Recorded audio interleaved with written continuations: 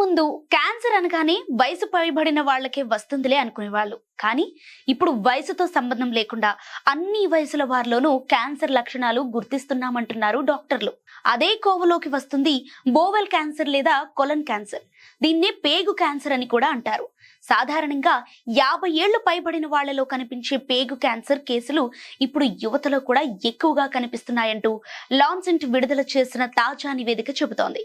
పెద్ద పేగు క్యాన్సర్ పెరుగుదలకు ఖచ్చితమైన కారణమేంటన్నది తెలియదు కానీ పర్యావరణ అంశాలు, ఆహారం, జీవన శైలి దోహదం చేసే అవకాశం ఉన్నట్టు పలు అధ్యయనాలు సమీక్షలో తేలింది.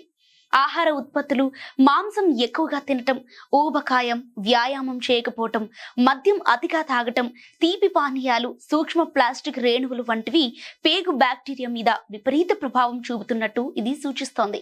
రోగ నిరోధక వ్యవస్థ వాపు ప్రక్రియ అనుకూల ప్రతిస్పందనలను సృష్టించటము ముందుగానే క్యాన్సర్ తలెత్తడానికి దారితీస్తోందని పరిశోధకులు చెబుతున్నారు.